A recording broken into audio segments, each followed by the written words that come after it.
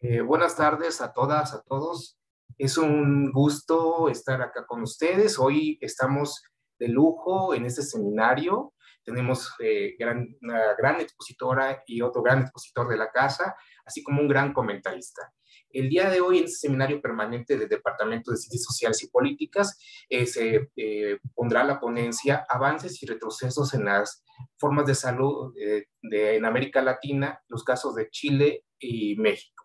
Para ello, pues me toca ser el moderador y al mismo tiempo también el verdugo en cuestiones de los tiempos. Ahorita voy a presentar en un primer momento a ambos ponentes y posteriormente comentarles que van a tener hasta 40 minutos para poder exponer. Después vendrá el comentarista a realizar precisamente su análisis sobre la ponencia. Bueno, en esta ponencia primero está Pamela Bernaldez.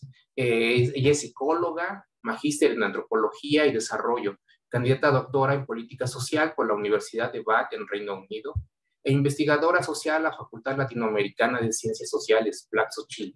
Su trabajo de investigación, asesoría y consultoría a organismos públicos y a agencias internacionales se ha centrado en el análisis comparado de sistemas de bienestar y reformas para promover la cobertura universal en salud en países de América Latina. El trabajo en la economía informal y el acceso a la salud y seguridad social en países de América Latina, África y Asia, los determinantes sociales de la salud y la salud de todas las políticas.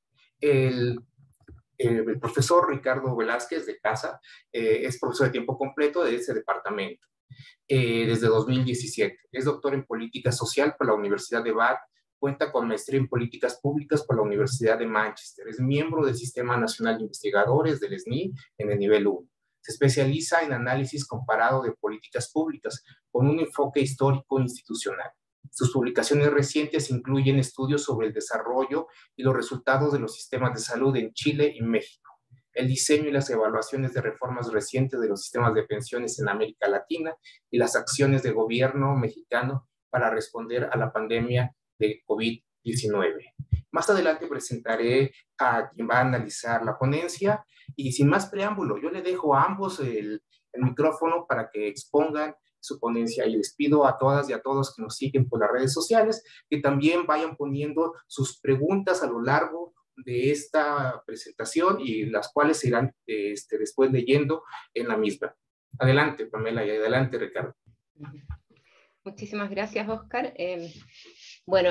Gracias a ti, primero que nada, y a todos los organizadores del evento por la posibilidad de compartir esta investigación que hemos venido desarrollando ya desde hace un tiempo con Ricardo, a propósito de la cual se ha publicado un artículo, está en proceso de publicación el capítulo de un libro también.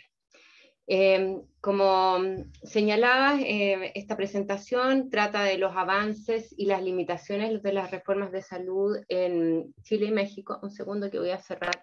Ahí está, que no podía ver la presentación bien. Son más bien las limitaciones que los retrocesos, pese a que el título del seminario habla de retrocesos. Quería hacer esa clarificación para empezar, pero efectivamente vamos a ver eso. ¿Puedes pasar la siguiente slide, por favor? Bueno, comencemos. Lo primero que nada, que como ya muchos de ustedes deben saber, en América Latina en las décadas recientes hemos venido experimentando una fase de expansión sin precedentes de la política social en los distintos ámbitos, ¿ya? Entonces es en ese contexto donde nosotros nos interesamos por desarrollar esta investigación. Sin embargo, hay que tener en cuenta que además esta fase expansionista sucede en el contexto de una región que ha sido considerada como el laboratorio mundial de la política social. O sea, América Latina es la región donde nacen, por ejemplo, los programas de transferencia condicionadas en Brasil y en México, ¿no? América Latina es la región, específicamente en Chile, donde por primera vez se privatizan los sistemas de pensiones, donde se incorpora el sector privado en las prestaciones de salud y así múltiples otras cosas. Entonces eso, desde nuestro punto de vista, hace aún más interesante analizar cómo se está avanzando en la universalidad en los distintos ámbitos y particularmente en esta ocasión en el ámbito de la salud en los países de la región. Desde fines de los 90, principios de los 2000, en los distintos países de la región se han implementado reformas orientadas a buscar el universalismo en salud. Dentro de ellos, a nosotros nos interesó comparar a Chile y México, ya que estos dos países representan casos de sistemas de salud que tienen un inicio que es similar, un inicio donde el acceso a la salud estaba muy vinculado a la incorporación laboral de los jefes de hogares, ¿ya? Pero sin embargo, posteriormente, las décadas de finales del siglo pasado, ¿verdad? Y durante este siglo han ido implementando reformas que los han diferenciado. Y en particular, las reformas que se han desarrollado en el siglo XXI, ¿verdad? Son reformas que se han orientado al universalismo, pero siguiendo distintos caminos. Entonces nos interesa a nosotros ver cómo estos distintos caminos, qué efectos tienen en términos de universalidad, qué potencialidades tienen, qué avances se han logrado y qué limitaciones también implican. La siguiente, por favor. En nuestra investigación, los objetivos fueron, primero, analizar los efectos de las reformas recientes de salud en Chile y México sobre el universalismo, comparar los avances de ambos países en la construcción de sistemas de salud auténticamente universales, ya vamos a ver qué es lo que nosotros denominamos auténticamente universales, y tercero, visualizar opciones de cambio para mejorar la cobertura, la generosidad y la equidad de la provisión de servicios de salud en estos y en otros casos similares. La siguiente, por favor. Pero antes de continuar es importante clarificar qué es lo que nosotros estamos entendiendo por universalismo y por qué nos interesa estudiar universalismo. Primero, es importante reconocer que el universalismo es considerado, hay acuerdo respecto a que el universalismo es un fin deseable de la política social. Se plantea que contribuye a combatir la pobreza, a reducir las desigualdades sociales y a promover la solidaridad social. Hay bastante evidencia que respalda las ventajas del universalismo versus la focalización, ¿no? Donde en la focalización se prioriza a algunos grupos y generalmente se excluye a otros grupos. En cambio, en el universalismo se plantea que el beneficio transversal a los distintos miembros de la sociedad contribuye en distintos aspectos al desarrollo y bienestar social. Por ejemplo, permite aumentar la recaudación fiscal y por lo tanto entregar mejores beneficios y servicios sociales, incrementa los niveles y calidad, bueno, los niveles y calidad de los servicios, permite una mayor legitimidad social y por lo tanto un mayor respaldo al desarrollo de programas sociales, de políticas sociales, y contribuye a una mayor redistribución a través de los distintos grupos sociales. La siguiente, por favor.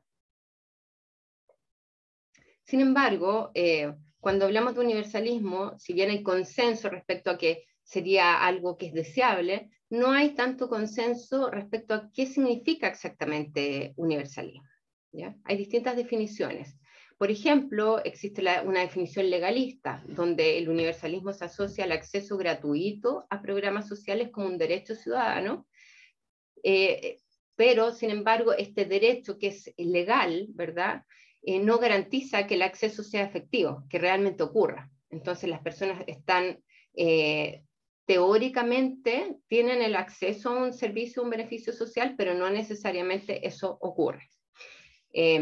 Esta es la definición minimalista, donde universalismo se asocia a paquetes mínimos de beneficios sociales que se dirigen a toda la población, entonces se considera universal porque llega a todos, pero no necesariamente ese beneficio o ese servicio que llega a todas las personas cumple con un estándar suficiente como para garantizar que el servicio que se recibe sea lo que las personas necesitan, o el beneficio, por ejemplo, una transferencia que se entrega, sea la suficiente como para permitir condiciones básicas o aceptables, digamos, de bienestar. También tenemos una definición taxonómica de universalismo, donde se asocia a programas sociales que son financiados por impuestos generales, no contributivos y que se dirigen a toda la población. Entonces acá se asocia más bien a la forma en que son financiados esos beneficios, es decir, con impuestos generales y no asociado a las contribuciones que hacen las personas en virtud de su inserción laboral. Nosotros planteamos que ninguna de estas conceptualizaciones garantiza efectivamente avanzar hacia un genuino universalismo porque deja deja varios aspectos importantes de lado. ¿Ya? Entonces nosotros, ¿podemos ver la siguiente, por favor?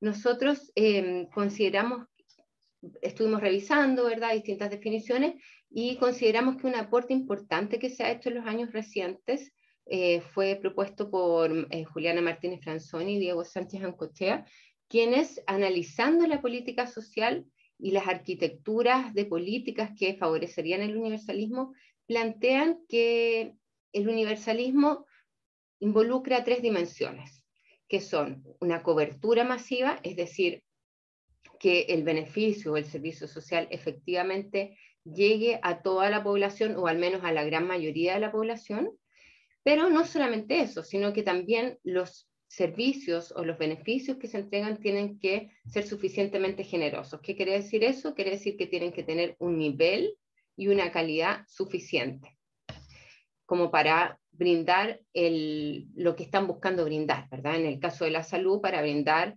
una atención de salud de una calidad necesaria y suficiente como para resolver la necesidad de salud de las personas. Y como tercera dimensión, ellos plantean que está la equidad en dicha cobertura y en la generosidad de los servicios que se entregan. Es decir, que las personas que están cubiertas y el tipo de servicios, la calidad de los servicios que reciban sean similares a través de los distintos grupos de la población y que no existan variaciones en eso asociadas a la posición que las personas ocupan dentro de la estructura social. La siguiente, por favor. También en el ámbito de la salud hay conceptualizaciones importantes respecto al universalismo. Acá, por ejemplo, tenemos esta figura que muestra el cubo de la cobertura universal en salud que plantea la OMS, ¿verdad? Donde ellos plantean que para la cobertura universal en salud tiene que ver con cuál es la población que está cubierta, cuáles son los servicios que están cubiertos y cuáles son los costos de esos servicios que se cubren. Entonces, en este planteamiento, mientras mayor sea la población cubierta, mientras más integrales sean los servicios de salud que se ofrecen y mientras mayor sea el porcentaje del costo que está cubierto de dichos servicios de manera tal de que las personas no enfrenten riesgos financieros cuando necesitan atención de salud, mayor sería el avance en cobertura universal en salud que hay en un país, por ejemplo. Entonces nosotros de esta definición también rescatamos de manera importante el tema de la protección financiera, que no es explícito en el planteamiento que señalaba anteriormente de Juliana Martínez y Diego Sánchez, ¿verdad? Porque nos parece que la protección financiera es un componente que también es central, sobre todo en temas de equidad, que es algo que sí se menciona en el triángulo que mostrábamos en la lámina anterior. La siguiente. Bueno, ahora vamos ya en base a estos conceptos vamos a pasar a mostrar un poco nuestro análisis y le doy el paso a Ricardo, que va a ser quien va a comentar sobre esto. Entonces, lo que queremos hacer es entender el grado de universalismo de la política social en América Latina. Como decía Pamela, la política social se caracteriza en el presente siglo en todos los países de América Latina por una expansión sin precedentes. O sea, nunca tantos latinoamericanos habían recibido beneficios y transferencias por parte del Estado como lo reciben hoy. Eso es lo que nos interesaba. Ahora, ¿por qué elegimos el caso de Chile y México? ¿Por qué los sistemas de salud de ambos países? ¿Sí? Ambos países tienen una trayectoria similar en su origen. Son sistemas basados en principios bismarckianos, como dice aquí, que eso quiere decir que son esquemas originalmente de seguro social que basaban el acceso a la salud con base en la categoría laboral del jefe o jefa de familia. ¿Sí? Si el jefe de familia trabajador tenía ciertas características, entonces tenía derecho a recibir servicios de salud por parte del Estado, tanto él como su familia. Así surge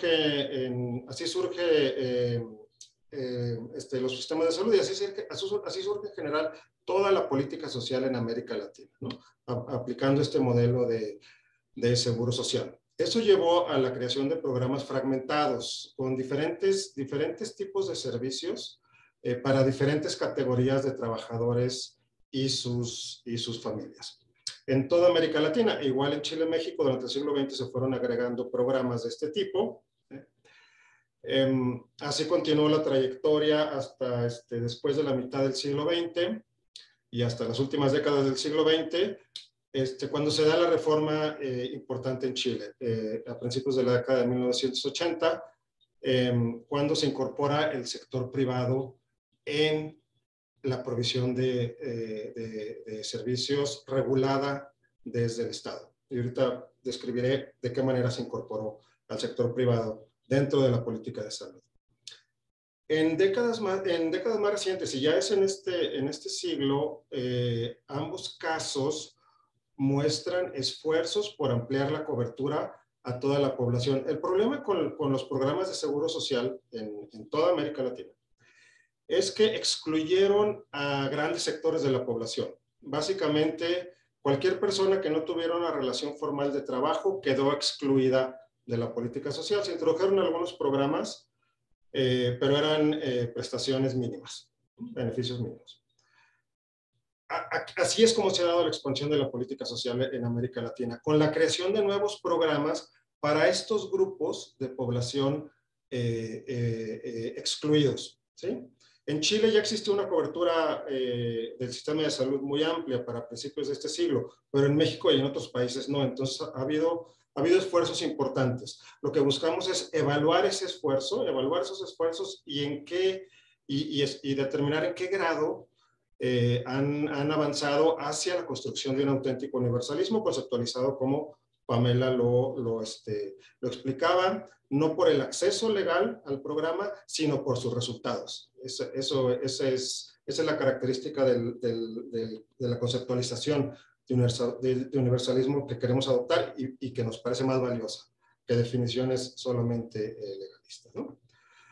Estos son los hitos del desarrollo de la política social en Chile y México. Bueno, ya decía, se fueron creando programas de seguro social, también llamados programas contributivos, financiados con contribuciones de trabajadores, en algunos casos también de patrones, de empleadores y también del Estado.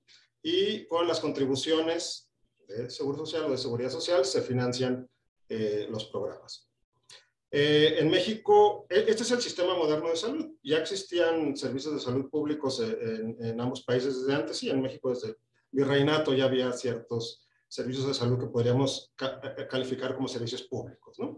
Pero el sistema moderno de salud ya se creó en 1943 con este tipo de programas de seguro social. Primero el IMSS para trabajadores del sector privado y después se van agregando otros programas, sobre todo para otras categorías de trabajadores públicos. Para el resto de la población no se ofrece mucho, ¿sí? Algunos servicios mediante copago, focalizados en algunas ciudades, pero en realidad no hay un programa que busque cubrir a ese sector de la población que estaba fuera de los seguros sociales y que nunca dejó de ser de aproximadamente el 50% de la población. En Chile, la reforma importante se da acá en 1980. Bueno, una de las reformas, ha habido muchas, pero esta reforma es cuando se introduce la provisión privada dentro del sistema público, ¿sí? Se crea un sistema dual público y privado. En México, en el 2002, se introduce la reforma importante que busca llevar salud a esa mitad de la población históricamente excluida de los seguros sociales. Una reforma importante en Chile ya en este siglo es la introducción de un plan mínimo de beneficios para toda la población, de un plan básico. Y en el caso mexicano todavía tenemos reformas. Hasta hace 2 años se desmanteló el Seguro Popular de Salud. Se creó algo el que llamaron Instituto Nacional de Salud para el Bienestar, INSABI, que ya no alcanzamos a analizar tanto ni en el artículo ni en el capítulo del libro, y que además parece ser, por las noticias de los últimos días, ya va a desaparecer y ahora se va a crear un nuevo esquema incrustado en el Seguro Social. Esto nada más para identificar la evolución histórica de los sistemas de salud, ¿sí? ¿Y cómo funcionan? ¿Cuál es la arquitectura de las políticas de salud? Miren, ¿cuáles son las principales diferencias? Primero, en Chile, todos los trabajadores tienen que contar con un seguro de salud, ¿sí? Sin importar si son autoempleados, si son empleados por alguien más, ¿sí? Entonces, existe un seguro que cubre, que se extiende a toda la población, ¿sí? Para los trabajadores que no, y se financian, y eso también es algo interesante, se financian se financian con contribuciones de asegurados, solo de los asegurados.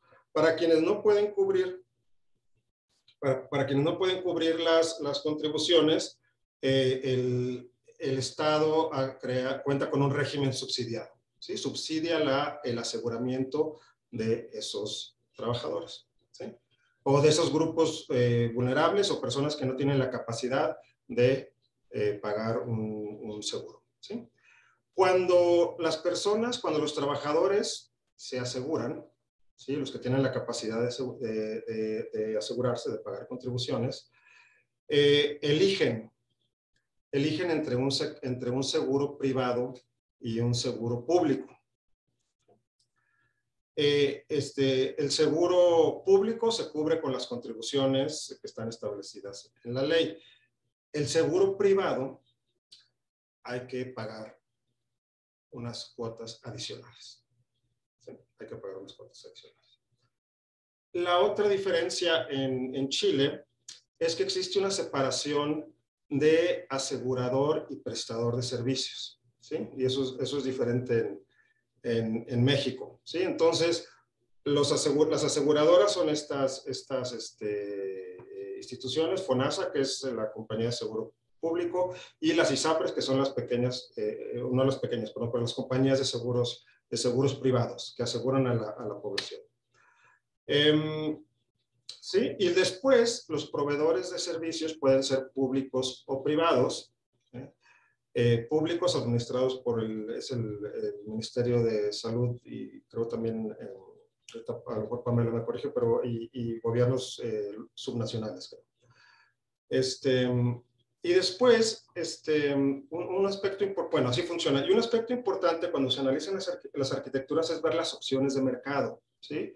Eso también es algo en lo que el marco analítico de Juliana Martínez y de Diego Sánchez ponen mucho énfasis. Hay que entender qué es lo que hace el mercado, no solo qué es lo que hace el Estado cuando hablamos de política social, sino también qué es lo que hace el sector privado. ¿Cómo incorpora el sector privado la provisión de salud en Chile? Bueno, ofreciendo esa opción de que la gente se asegure desde el principio. Tú te voy a dar la opción de que te asegures con una aseguradora privada o con un seguro público. Después, dependiendo del tipo de seguro, existirá la opción de buscar atención en hospitales y clínicas públicas o en hospitales y centros de salud privados. ¿Sí? Entonces, existen diferentes opciones en las que el sector privado participa en la política. Ricardo, sí. ¿Puedo hacer una acotación? Sí. Sí, solo quería enfatizar que esta posibilidad o esta inclusión del sector privado en la salud en Chile es algo que se introduce en la reforma que se hace en los años 80 en el marco de la dictadura que tuvimos en Chile, ¿verdad? Y donde se incorpora fuertemente al mercado en toda la política social, ¿ya? No es algo que se introduce a propósito de estas reformas buscando el universalismo, sino que viene desde antes. Claro, sí, efectivamente, a lo mejor me faltó precisar. Sí, parte de las reformas neoliberales, entre otra reforma importante, fue la privatización del sistema de pensiones en Chile también, ¿no? Efectivamente, y luego entonces, fíjense, y el caso mexicano es diferente, también es un sistema bismarckiano, es decir, también el acceso de una persona a los servicios de salud públicos depende de su categoría laboral o de la categoría laboral del jefe de su hogar, jefe o jefa de su hogar. También es una provisión fragmentada, solo que aquí la fragmentación se da de una manera diferente. Primero, todos los empleados del sector privado deberían obligatoriamente que ser asegurados por el IMSS. Y aquí es importante remarcar que son solo los empleados. A diferencia del caso chileno, en México los autoempleados no están cubiertos por el sector público, los autoempleados, por el esquema de seguro social del IMSS. Entonces existe el IMSS. Después existe este otro instituto, el ISSSTE, y un montón de otros pequeños institutos, tanto a nivel federal como a nivel estatal, que ofrecen aseguramiento y servicios para diferentes categorías de trabajadores del sector público. Y la tercera capa es esta que está aquí abajo, que son lo que se llamó originalmente Seguro Popular de Salud en el 2002, es la reforma importante para tratar de emplear la cobertura a esa más o menos mitad de la población que no estaba cubierta por ninguno de los esquemas de seguro social. Los esquemas de seguro social se financian con contribuciones de trabajadores, empleadores y el Estado. Eso es a diferencia del seguro chileno, en donde son solo contribuciones de los trabajadores, de los asegurados, de los trabajadores asegurados. Aquí contribuye el patrón y contribuye el Estado. Y después, el esquema para trabajadores que no están cubiertos por los seguros sociales ya se financia con impuestos generales y el Seguro Popular de Salud con algunas supuestas contribuciones familiares que nunca funcionaron muy bien. Así es, creo que esas son las diferencias importantes. Y la última diferencia importante que considero es muy importante para nuestro análisis, por lo menos eso es lo que nosotros concluimos y argumentamos, es que el sistema mexicano no incorpora la provisión privada de servicios de salud, ¿sí? Podemos decir que la política pública de salud en México ignora que existe un sector privado, ¿sí? A diferencia del caso chileno, en donde se da la opción de que la gente se asegure con una aseguradora privada y una aseguradora o una aseguradora pública, ¿sí?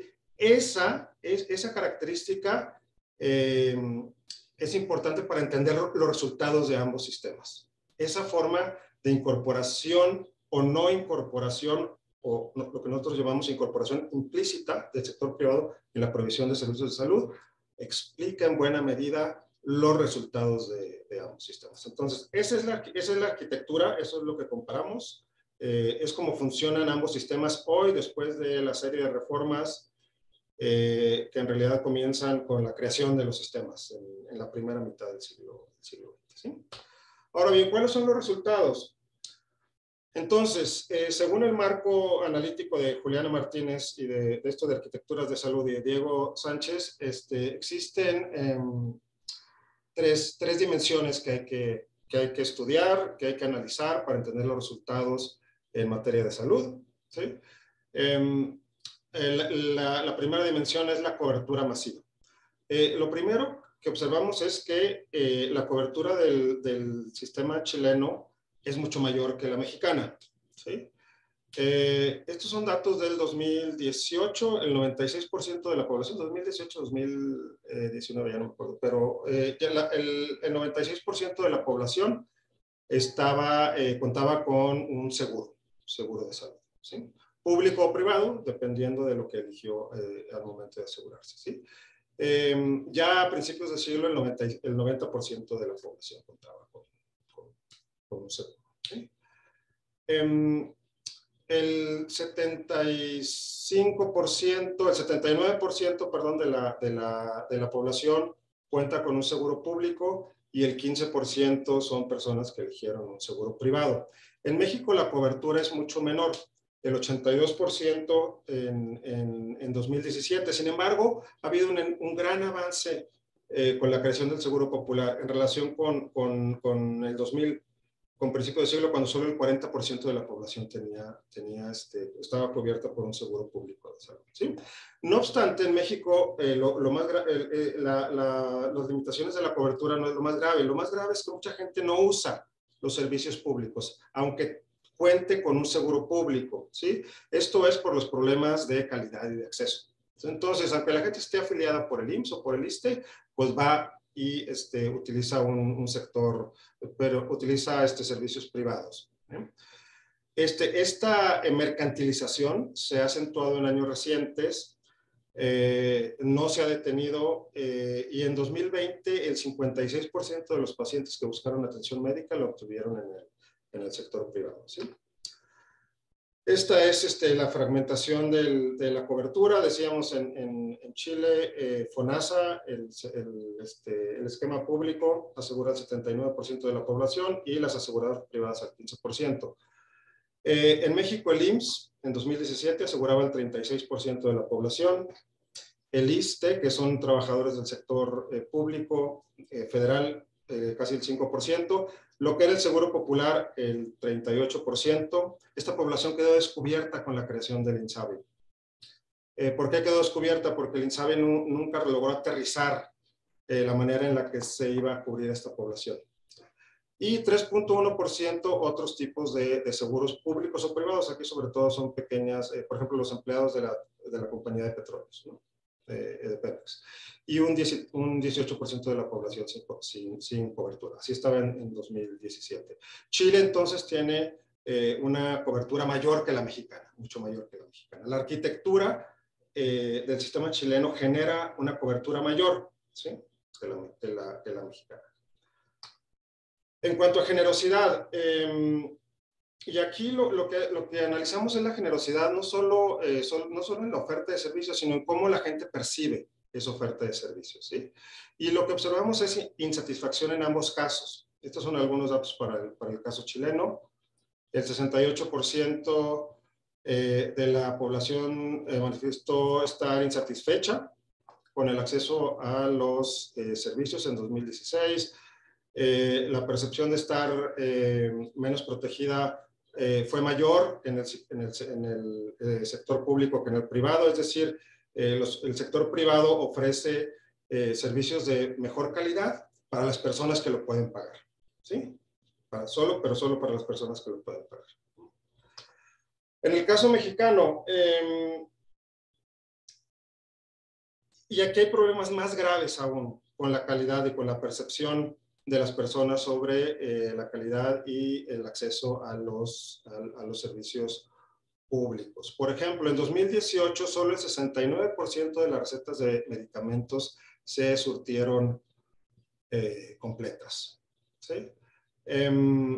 Solo el 44% de los usuarios del IMSS manifestaron estar satisfechos con la atención que recibieron. Estos problemas solo se acentuaron en años recientes con la reforma y también con los efectos de la pandemia, pero más que la pandemia, aquí estamos hablando de problemas con la reforma de salud. Así es, sí. Entonces, ¿qué problemas identifica la gente en el caso mexicano? Por ejemplo, deficiencias en la saturación de clínicas y hospitales públicos, falta de medicamentos, número insuficiente de médicos y retrasos en la atención. Indicadores para medir la generosidad muy útiles son los indicadores de gasto, ¿sí? Igual vemos que la arquitectura chilena produce mejores resultados si lo evaluamos, si la comparación lo hacemos en función del gasto público. Para 2020, en México, el gobierno gastaba 3.1% del Producto Interno Bruto en salud y en Chile el 5.9%. Entonces, aquí igual lo que destacamos nosotros es, bueno, el caso chileno produce mejores resultados que el caso mexicano. Este es el gasto promedio per cápita. Este indicador nos parece interesante porque empiezan de un gasto muy similar en el 2000. ¿Sí? Y estos son dólares, digamos, dólares no constantes, pero dólares en paridad adquisitiva. Todos son comparables, ¿no? Entonces, en 2000, los niveles eran muy similares. Sí, gasto per cápita, lo que el Estado gastaba per cápita en salud por cada ciudadano. Ambos casos, igual que lo vemos igual en el indicador anterior, ambos casos representan mejora, eso es importante también. Hay mejoras en ambos casos. En el caso mexicano también hay mejoras durante el siglo XX. Hay mejoras con la creación del Seguro Popular, ¿sí? Pero el caso chileno igual produce mejores resultados, más dinero destinado a cada ciudadano, ¿sí? Para atención a la salud. No obstante, ambos se encuentran todavía lejos del promedio de la OECD y ambos países son miembros de la OECD.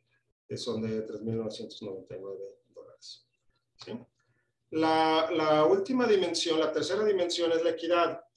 En ambos sistemas lo que sucede es que la arquitectura reproduce las desigualdades sociales. Hay avances, repito, pero no han sido suficientes para crear condiciones de mayor igualdad, ¿sí? O más bien ha sido limitada la generación de una mayor igualdad en la provisión de servicios de salud, ¿no? Entonces, en ambos casos, la fragmentación del sistema de salud reproduce la segmentación de la sociedad, simplemente porque por ejemplo, en el caso chileno, personas con cierto poder adquisitivo pueden acceder a servicios privados de mejor calidad, ¿sí? Porque se pueden asegurar con el sector privado. Las personas de ingresos menores no pueden, entonces tienen acceso a servicios públicos de menor calidad, ¿sí? Y en el caso mexicano es similar, solo que en el caso mexicano se agrava porque como los servicios públicos son percibidos o tienen una menor calidad, ¿sí? O mucho menor calidad que el sector privado, aunque la gente esté cubierta por un seguro, va a buscar atención en el sector privado, ¿sí? Aunque la gente esté cubierta por un seguro público, busca atención en un hospital privado. Entonces, en México todos los deciles de la población gastan, todos gastan en servicios de salud privados. El decil 1, el más pobre, y el decil 10 gastan el mismo porcentaje en servicios de salud de su ingreso, el 3.2%, ¿sí? La diferencia es que con este 3.2%, los hogares de menores ingresos solo pueden acceder a servicios mínimos en el sector privado. Con este 3.3%, las personas del decil más alto pueden acceder a servicios de hospitalización de mucho mayor calidad, que les ofrecen una protección integral a su salud, ¿sí? Este es el gasto privado de bolsillo, que es el gasto más pernicioso. Existe otro tipo de gasto privado, que es el gasto privado en seguros, ¿sí? Pero el gasto de bolsillo es el gasto que la gente tiene que desembolsar cuando llega ahí al hospital y tiene que pagar ahí, y si no paga, pues no lo aceptan en el hospital, ¿sí? O bien la consulta médica o los medicamentos, ¿sí? Son muy altos los indicadores en ambos casos, ¿sí? La gente gasta mucho de su propio bolsillo al momento de ser atendidos, a pesar de que ha habido mejoras, ha habido mejoras en el presente siglo, pero son limitadas. Y se observa un estancamiento en la segunda mitad del siglo XX en la mejora de este indicador, ¿sí? Esto es porque la gente tiene que optar por los servicios privados cuando la oferta pública es deficiente. Y ya pasamos a las conclusiones. Bueno, como Ricardo ha ido mostrando a lo largo de la presentación, tanto en México como en Chile, en los últimos años se han hecho avances importantes. Por ejemplo, en términos de cobertura, Chile tiene una cobertura prácticamente universal. México ha avanzado bastante en disminuir la brecha de cobertura que existía hace 2 décadas atrás, ¿ya? Sin embargo, también cuando Ricardo muestra la arquitectura de los sistemas de salud, vemos que ambos sistemas de salud se mantienen fragmentados, ¿ya? ¿Qué quiere decir eso? Que son sistemas de salud que tienen distintos esquemas, ¿verdad? Distintos regímenes que se asocian, en el caso de México, fundamentalmente a la tipo de inserción laboral, si es en el sector público, en el sector privado, etc. Y en Chile, esta fragmentación tiene que ver de manera importante con la capacidad de las personas de pagar y asegurarse en el sector privado o en el sector público, ¿ya? Entonces, ¿cuál es el problema con esta fragmentación? La fragmentación no es que nosotros estemos planteando que per se el hecho de que hayan distintos esquemas sea algo negativo, sino que el problema se asocia a que estos distintos esquemas entregan servicios que son de distinta generosidad, ¿ya? Que tienen muchas veces calidades distintas, coberturas diferentes, etc.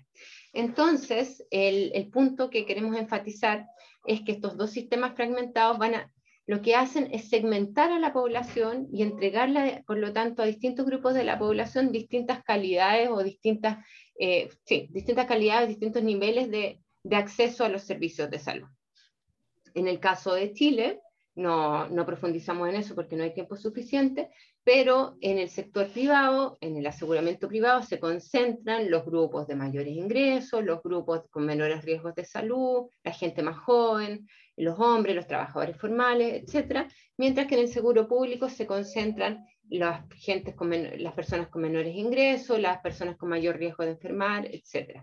En el caso de México, en el aseguramiento que es subsidiado también pasa lo mismo, se concentran las personas con trabajo informal, se concentran las personas con menores ingresos y más vulnerables en general, y sucede que justamente en estos esquemas públicos es donde, además de concentrarse las personas con mayores desventajas, existen menores recursos, ¿ya? Por lo tanto, se generan inequidades en términos de los servicios de salud a los que terminan por acceder estos distintos grupos de la población. Entonces, lo que tenemos es que hay avances importantes en cobertura, pero persisten brechas importantes en términos de la generosidad de los distintos grupos. Ahora bien, la generosidad también ha avanzado en ambos países. No estamos diciendo que no hayan habido avances en ese sentido. En Chile, Ricardo no lo alcanzo a profundizar, pero hay una reforma que se hace el año 2004, donde se garantiza el acceso a un número de prestaciones de salud importantes a toda la población. Entonces, hubo avances importantes en términos de generosidad también. En México también el aumento de gasto, por eso enfatizábamos en el gasto, el aumento del gasto implicado mayores recursos para entregar sistemas más generosos, ¿ya? En general, vemos que el sistema chileno alcanza mayores niveles de universalidad, tanto en lo que refiere a cobertura como en lo que refiere a generosidad, sin desmerecer los avances que había en México, pero las brechas de equidad persisten en ambos países. Y nosotros planteamos que esas brechas de equidad que existen en ambos países tienen mucho que ver con la introducción del mercado, ¿ya? Y cómo el mercado está presente en el acceso a los servicios de salud por parte de la población. ¿Cuál es el problema de esta presencia del mercado? Que al estar poco regulada esa presencia del mercado, el acceso a la salud en muchas ocasiones termina dependiendo de la capacidad económica que tengan los hogares o las personas. Entonces, a mayor capacidad económica, dado que hay deficiencias en el sector público, las personas pueden resolver en el sector privado. Los que no tienen la capacidad económica deben conformarse con acceder al sector público o bien acceder al sector privado, pero a servicios bastante limitados o a aquellos prestadores, por ejemplo, del sector privado, que son los prestadores más deficientes, ¿ya?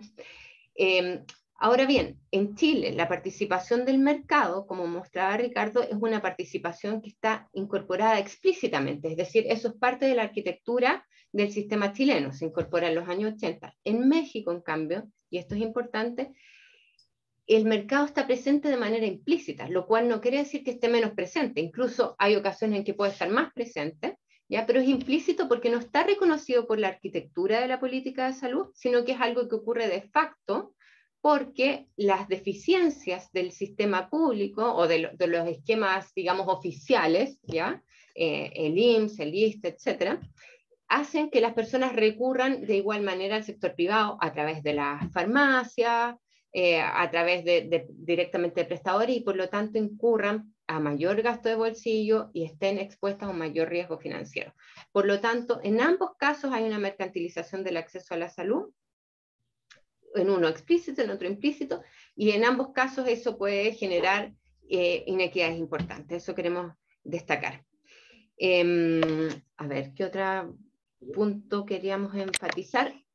quizás un último punto y después le doy el paso a Ricardo si quiere agregar algo, es que en base a estas observaciones que hacemos nosotros, lo que planteamos es que para avanzar un auténtico universalismo se requiere que haya cobertura, efectivamente, de toda la población o de la mayor, al menos de la mayor parte de la población, pero también se requiere una acción enérgica por parte de los estados en aumentar la generosidad de la oferta pública. Es decir, los estados tienen que ser capaces de brindar servicios de suficiente calidad y la suficiente cantidad de servicios, ya que estén disponibles para la población, en el sector público, para así evitar que el acceso a los servicios necesarios dependa de la capacidad económica de los hogares, ¿ya? Eso también requiere la regulación de las opciones de mercado. No quiere decir que se tengan que eliminar las opciones de mercado, pero deben estar reguladas, ¿ya? Y fundamentalmente, y es muy importante avanzar entonces en la equidad de la calidad de los servicios que están disponibles a los distintos grupos de la población, para que, si bien pueden haber grupos que sigan prefiriendo acceder a través de opciones privadas, eso no signifique que ellos tienen acceso a un mejor servicio de salud que los que acceden a través de las opciones públicas. No sé, Ricardo, si quieres tú agregar algo. No, nada más, pues, agradecer la participación de todos los que están presentes. Sí. Sí, muchísimas gracias. Y muchas gracias, Ricardo, muchas gracias, Pamela. Muy interesante lo que han presentado, sin duda creo que va a ser muy bueno el debate que vamos a tener ahorita entre las cuestiones universales y la gratuidad y todo mismo. Yo que tengo por acá un par de preguntas que al rato quisiera yo hacerles, pero ahorita en este momento vamos a darle la palabra a Camilo Cid, quien va a comentar el trabajo de ambos ponentes. Camilo Cid, recién nombrado director del Fondo Nacional de Salud, FONASA, de Chile, a partir del abril del 2022. Hasta este momento se desempeñaba como oficial de Asuntos Sociales y asesor técnico de la CEPAL, y previamente y durante 6 años fue el asesor regional en Economía de la Salud y Financiamiento de la OPS-OMS en Washington, D.C. El doctor Cid es economista y máster en Economía por Georgetown y PhD en Economía por la Universidad de Alemania, en Niburg, si ojo lo pronuncio mal, pero me corregirá. Y Camilo, pues adelante, estás en tu casa, con los comentarios y pues te cedo el micrófono. Ok, buenas tardes. Muchas gracias por la oportunidad de comentar este trabajo tan interesante.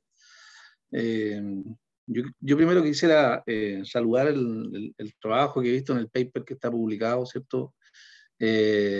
Es un trabajo que creo que ponen los puntos centrales, se dedica, ¿cierto?, al tema del universalismo efectivo, digámoslo así, ¿no?, o genuino, y versus la segmentación, y el rol del sector privado y los mercados en la exacerbación finalmente de la segmentación, ¿no? A mí me parece que ese es un punto central, no solamente de México y Chile, sino que de la mayoría de los sistemas de salud de la región, ¿eh? Porque me gustaría, como primer punto, recordar que esta segmentación que se menciona, que a veces se dice fragmentación, da lo mismo si uno define bien la idea, pero esta segmentación es cierto que es fruto de la misma historia de conformación de los sistemas de seguridad social en la región, pero también de que esa historia, que tiene una trayectoria determinada,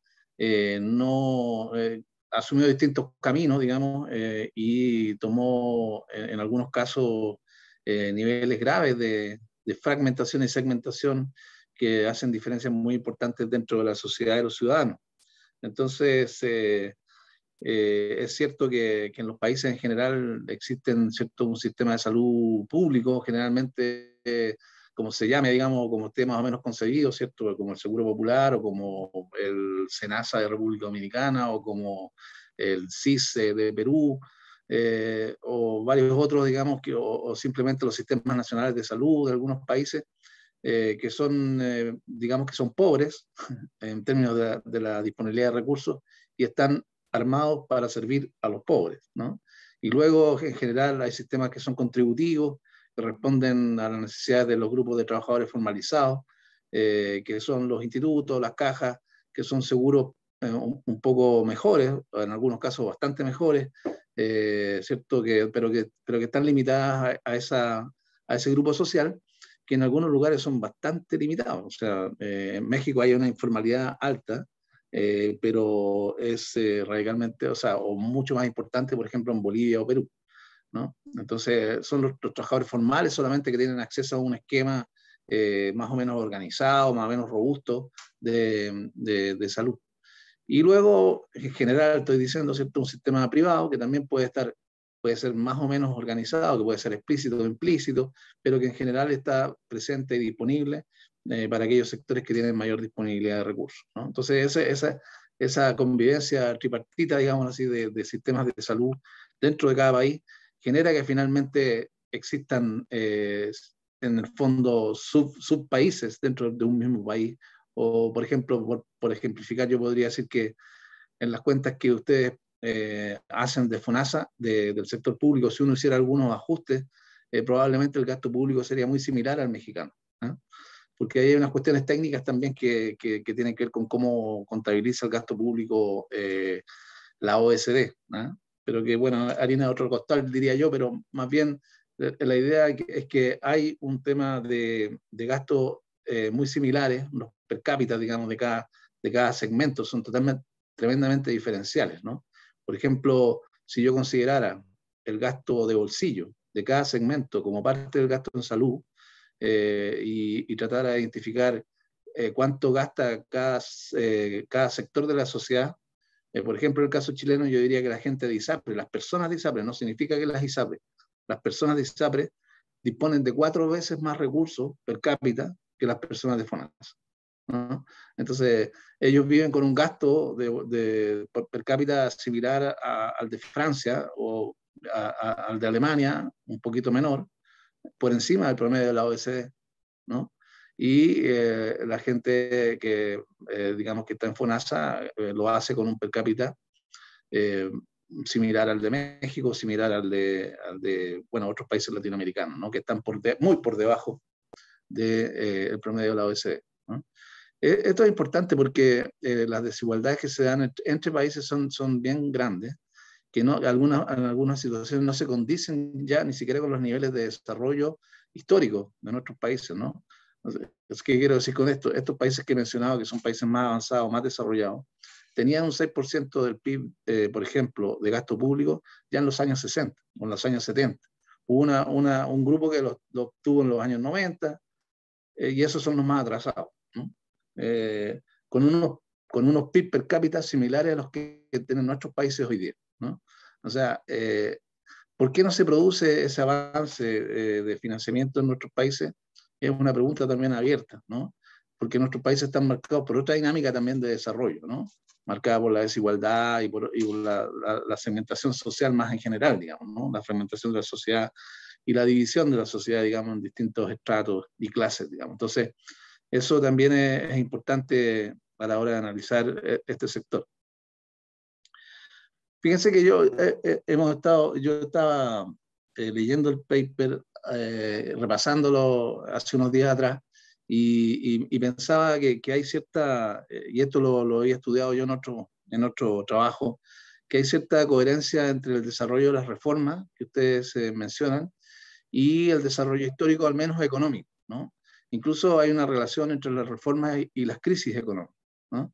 No digo que haya una causalidad, pero se generan seguramente instancias en los países, en la región, después de las crisis económicas, que hacen repensar la salud y hacen repensar los sectores sociales. Generalmente hay contracciones, hay deuda, entonces los países recortan el gasto, se inventan entonces formas de salir, se inventan modelos de salida en el caso de salud. Por ejemplo, no es casualidad que el sistema chileno haya surgido detrás de la crisis de la deuda, ¿no? Independientemente de que fue generado en dictadura, ¿sí? También es parte de un paquete de medidas de salida de una gran crisis, la crisis más grande, digamos, económica en Chile, que fue la crisis del 81-82, la crisis de la deuda externa, digamos, ¿no? Y allí se genera este modelo neoliberal con introducción de cosas que en ese momento no eran comunes, digamos, ¿no? O sea, los seguros privados eran unas cosas descabelladas en ese momento, eran nadie se podía imaginar que eso pudiera ser, que tuviera algún resultado positivo, más bien no era un terreno de esas instituciones la salud, ¿no? Bueno, no les voy a hablar de que se generan además ideas, ¿no? Internacionales, en organismos claramente identificados, que generaron una política internacional incluso de promoción de este tipo de política, ¿no? Me refiero al Banco Mundial, informe de 1993, inspirado en Chile en la parte por lo menos de aseguramiento, informe de 1997, y luego, si uno relaciona la crisis asiática a fines de los 90, ¿no? Principios de los 2000 en América Latina, también surgió una corriente que, al menos desde mi punto de vista, que tuvo mucha importancia, que es la del pluralismo estructurado, ¿no? que tuvo relevancia porque fue decir, miren, tenemos conciencia de que en América Latina hay muchos problemas estructurales en los sectores de salud, pero lo que tenemos que hacer es tratar de conciliar estos sistemas, ¿no? De alguna manera regularlos para que funcionen bien, pero no reformarlos completamente, no pensemos en Big Bang, no pensemos en soluciones radicales, tratemos de que conversen. Y yo interpreto la reforma del Seguro Popular, el fortalecimiento del modelo colombiano, incluso la reforma auge chilena, algunas reformas en Argentina, la reforma de República Dominicana y algunas en Centroamérica, como dentro de ese contexto, ¿eh? De modifiquemos alguna parte, mejoremos algunas cosas, regulemos, porque con regulación podemos hacer que estas cosas que parecen tan diferentes puedan convivir, ¿no? Y eso tiene todo un ciclo, ¿no? Y que también tiene sus límites, ¿no? Los sistemas siguen con los problemas, hay mejoras, como ustedes han señalado, pero los problemas estructurales persisten, ¿no? Yo diría que hacia finales, hacia la crisis global financiera de 2008, lo que surge es una discusión, ya no un proceso tampoco muy identificable de reforma, pero sí la discusión de la cobertura universal o de la salud universal, de la puesta sobre la mesa de la atención primaria como una renovación, y se abre otro periodo de discusión y otras posibilidades de reforma. No sé qué nos depara la crisis de la pandemia, ¿eh? Porque de nuevo es una crisis económica, aunque es una crisis mucho más amplia. La particularidad es que esta es una crisis sanitaria que provoca una crisis económica claramente provocada por la salud. Nunca se había visto una relación más directa entre salud y economía como la que estamos viviendo hoy día. Mucho se escribió, mucho se argumentó, de hecho a principios de los 2000, ¿no? Por ejemplo, con el grupo de trabajo de la OMS, el informe SAC, ¿eh? Que planteó, ¿cierto?, la importancia de la salud para el desarrollo y para el crecimiento económico. Ahora no hay mucho que decir, es patente, ¿no? Y uno podría esperar entonces que, dadas las diferencias de impacto que hay de la pandemia, que ya se empiezan a notar, que en la región fueron mucho más fuertes, digamos, que en otras partes, y que en parte refieren a los sistemas de salud, ¿no? Porque si uno compara las posibilidades de abordaje del problema, dada, por ejemplo, por las condiciones de oferta, por los niveles de financiamiento, por los médicos per cápita, por las camas, etcétera, en todos los rankings en América Latina queda en una diferencia enorme respecto a los países más avanzados. Entonces, de ahí que uno puede preguntarse, bueno, ¿es el momento de avanzar hacia otro nivel, subir el nivel de los sistemas de salud? Yo creo que sí, yo soy partidario de eso, ¿eh? Creo que este tipo de trabajo en este momento abren esta discusión, precisamente. Creo que es interesante plantearse esa discusión ahora. Y creo que en vista de lo que he descrito y de lo que leo, que la dinámica de discusión respecto de si seguimos regulando o haciendo reformas parciales versus la reforma estructural que se necesita es una discusión válida, ¿no? Y cuando uno dice reforma estructural es que es la existencia simplemente del sistema prácticamente únicos y universales, digamos. Tampoco es una cosa del otro mundo, son los sistemas que existen en los países europeos, occidentales, ¿cierto? Donde no existe tanto esta fragmentación, o sea, si los sistemas privados existen son más bien en términos de gasto marginales, por supuesto existen diferencias, todavía persisten algunos sistemas pequeños para los trabajadores del Estado, por ejemplo en España. Hay segmentos, pero no al nivel de lo que nosotros estamos hablando en este momento, ¿no? Entonces, plantearse avances o reformas hacia hacia reformas estructurales, desde mi punto de vista, implica entonces plantearse reformas hacia sistemas universales, pero que ataquen la fragmentación y la segmentación, o sea, que sean sistemas únicos, que sean sistemas grandes, igualitarios para toda la sociedad, y que, digamos, sean sostenibles. O sea, eso requiere un pacto social, además, porque si vamos a financiar, no queremos que se extienda el sistema público de pobres para pobres, lo que queremos es que se extienda un sistema público sólido, robusto, de calidad, que pueda atender a todas las personas, digamos, ¿no? Y que los países tengan la capacidad de manejar los recursos que están disponibles para salud, tanto públicos como privados, en una sola planificación, en una sola idea, en un solo sistema de salud que permita un acceso equitativo. Y eso es porque, y vuelvo al principio casi, ¿no? Es porque finalmente hay un descubrimiento muy grande que es muy básico, ¿cierto? Que es que el tema de que, por ejemplo, la pobreza, ¿ah? la vulnerabilidad de las poblaciones genera mala salud, ¿no? O sea, la pobreza genera mala salud, ¿sí? Y la mala salud genera pobreza. Cuando no hay sistema de salud, además, tú sometes a las personas y a las poblaciones a problemas financieros. Tienen que gastar y generan más pobreza, ¿no? Y generan más mala salud.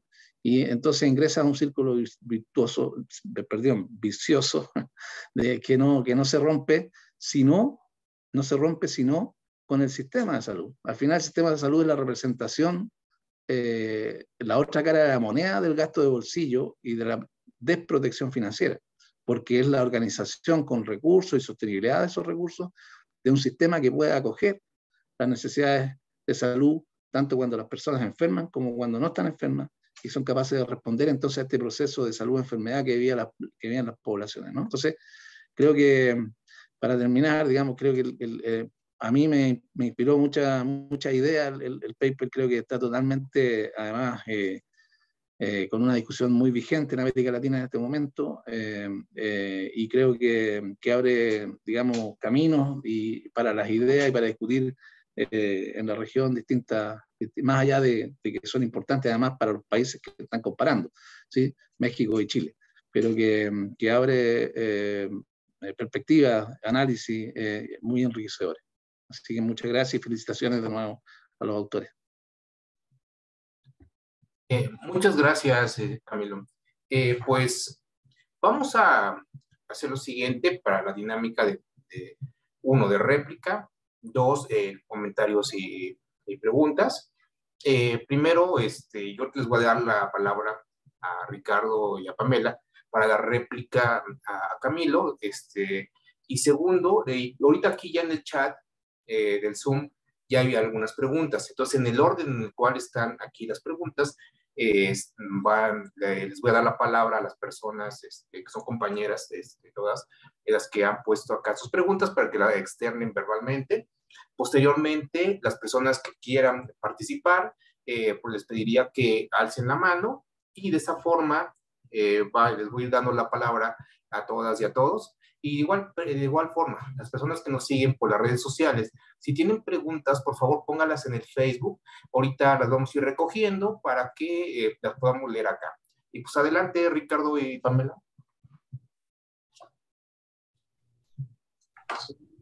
Primero.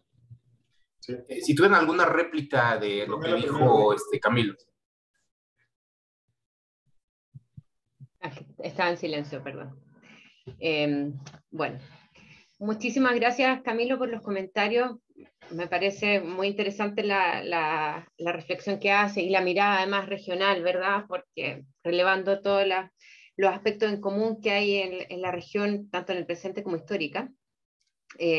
Efectivamente, comparto el tema de cómo la pandemia ha puesto en evidencia la necesidad de realizar reformas más profundas a los sistemas de salud en la región. Si bien, como mencionábamos, se han realizado reformas en las décadas recientes, efectivamente hay necesidad de que sean aún más estructurales porque aún no se ha vencido la fragmentación de los sistemas de salud, y si queremos avanzar en universalidad, vemos que necesitamos sistemas más unificados, que sean capaces de brindar suficiente calidad a toda la población. Entonces, bueno, fundamentalmente decir que comparto que tenemos un desafío importante por delante, que para eso también es fundamental clarificar y continuar discutiendo qué es lo que vamos a entender por universalidad conceptualmente y también en la práctica, ¿no? También qué significa eso en términos de diseño de los sistemas de salud. Porque pueden haber distintos caminos quizás para avanzar en universalidad, no necesariamente es solamente un modelo de sistema el que permite obtener resultados universales. En ese sentido, quisiera yo mencionar, por dar un ejemplo, así como Camilo mencionaba otros países, el caso de Uruguay, que nos propone, para los que estén interesados, nos muestra una reforma bastante interesante de salud y avances importantes en términos de universalidad, incluso coexistiendo aún distintos sectores o distintos esquemas dentro del sistema de salud, ¿ya? Y con una participación importante del esquema contributivo, sin necesidad de que sea un país rico o que los recursos que entrega al sector salud sean del mismo nivel que a lo mejor lo que siempre miramos, que son los países escandinavos. Entonces, ejemplos como ese nos permiten pensar en la región, en el contexto de países con recursos, con mayores limitaciones de recursos, como sucede en América Latina, cómo se pueden ir haciendo movimientos tendientes hacia la universalidad en salud.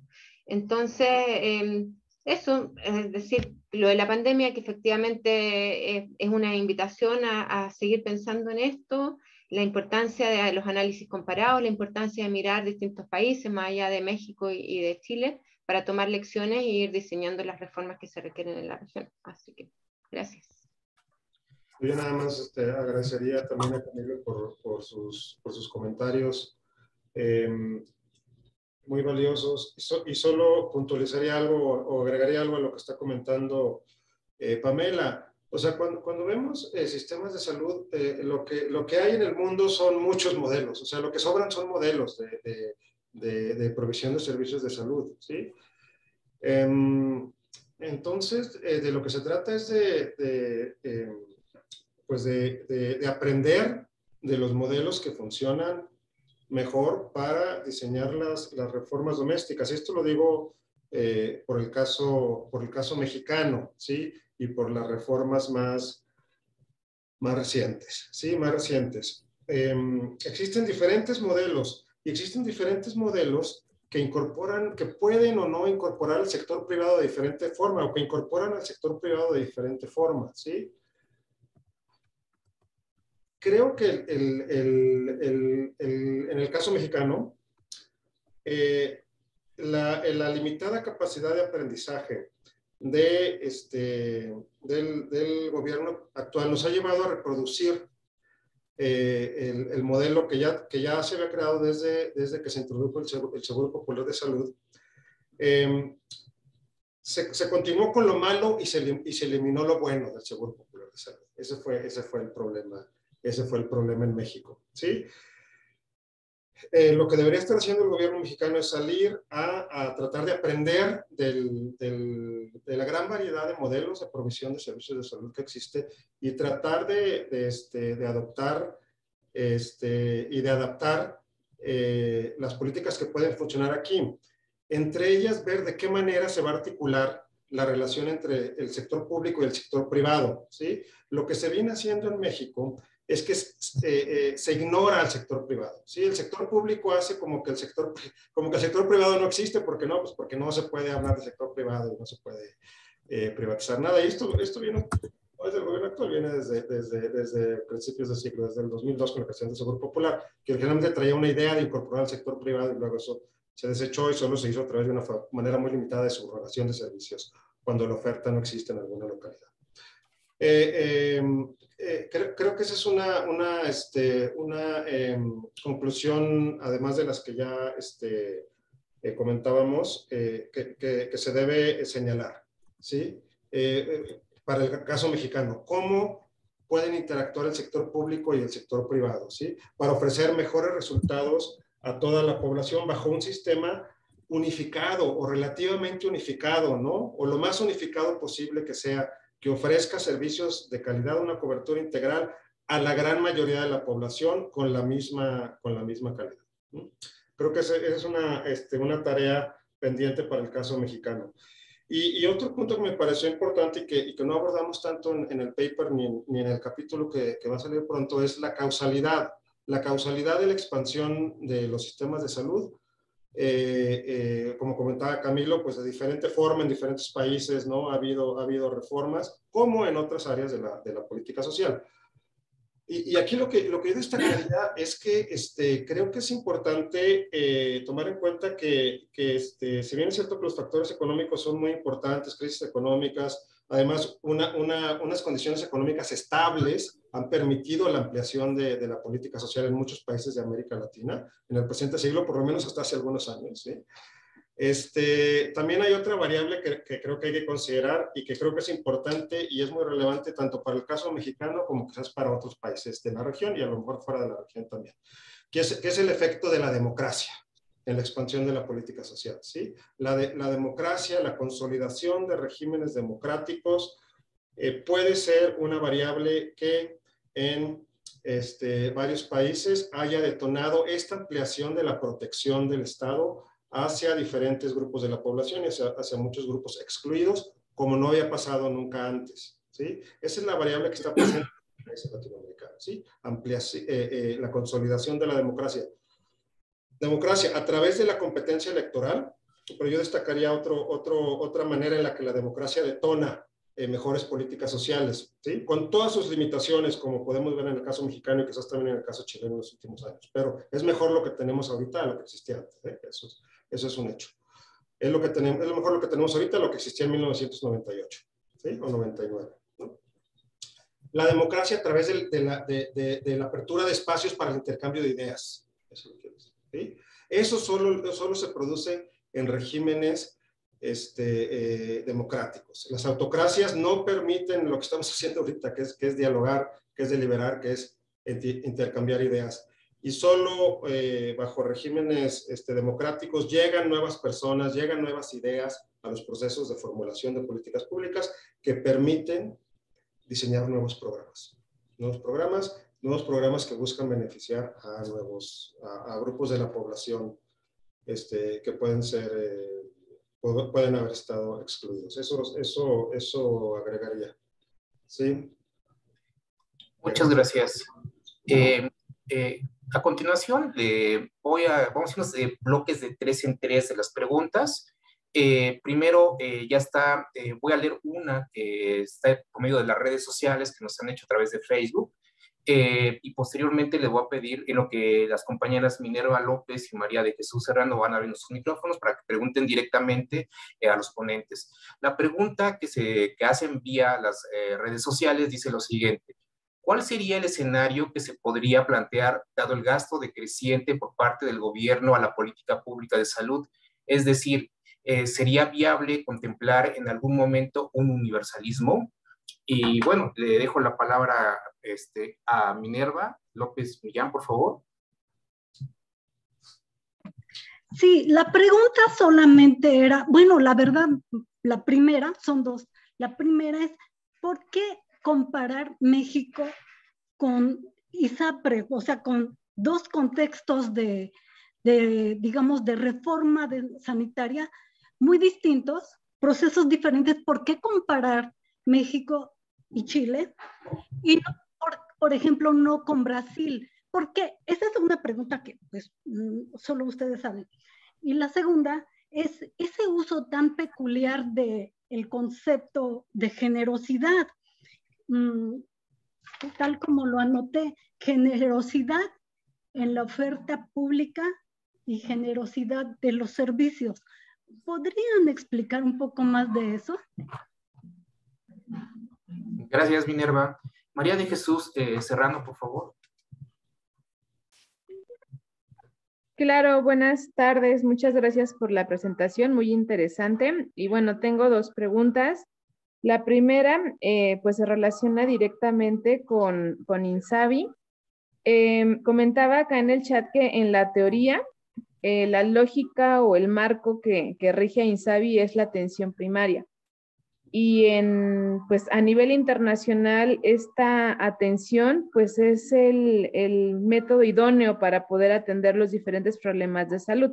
Entonces, ¿qué pasa con INSABI? ¿Cuál es la problemática? ¿Por qué está pues teniendo pues estas fallas, está teniendo estas limitaciones? ¿Por qué va a dejar de funcionar o no está funcionando como debería?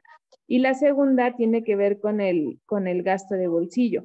Comentan la parte de que pues es necesario que se pueda considerar también esta cuestión privada, esta cuestión privada.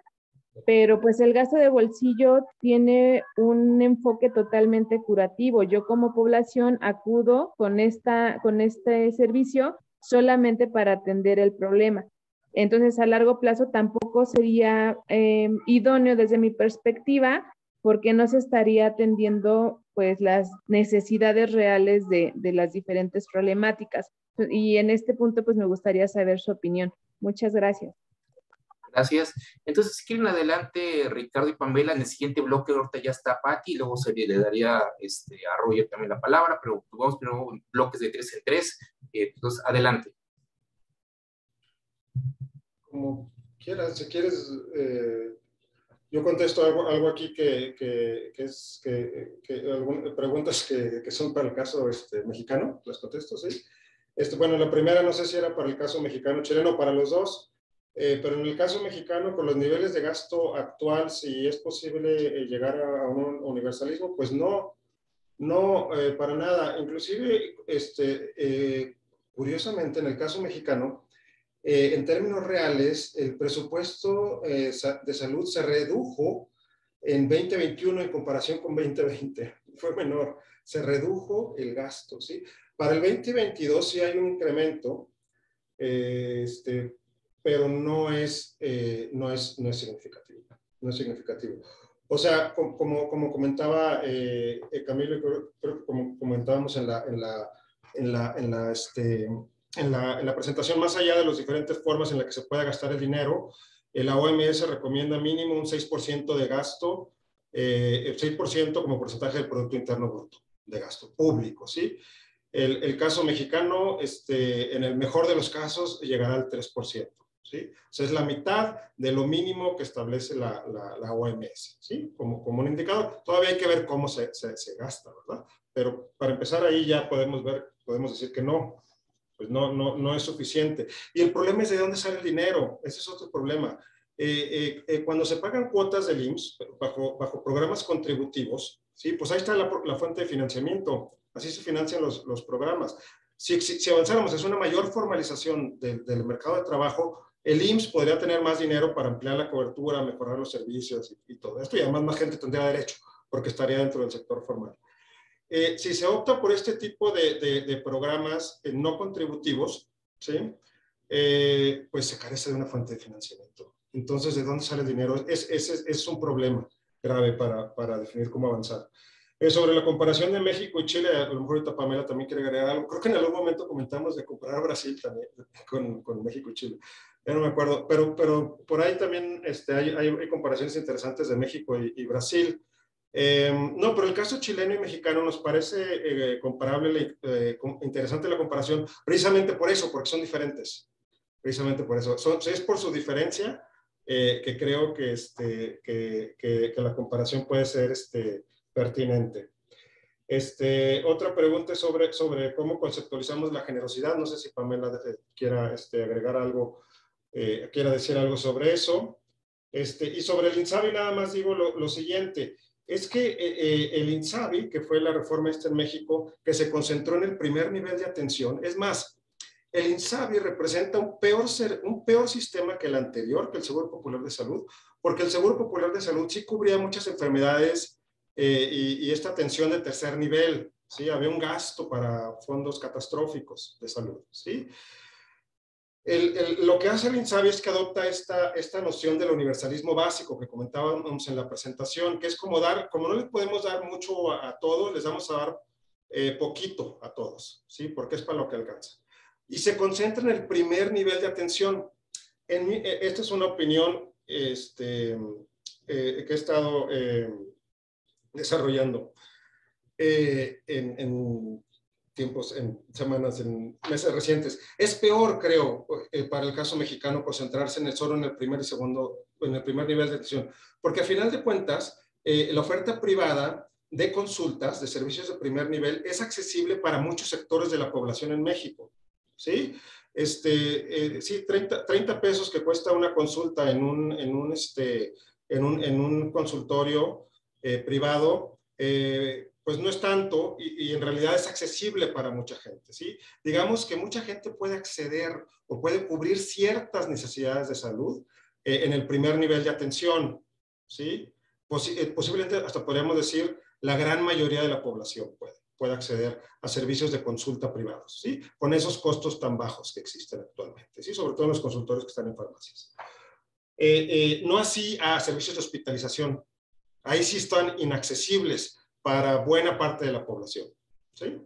Entonces, el Estado, el gobierno actual, se ha concentrado en cubrir, en ofrecer ciertos servicios que sí alcanza a la gente a cubrir en el sector privado.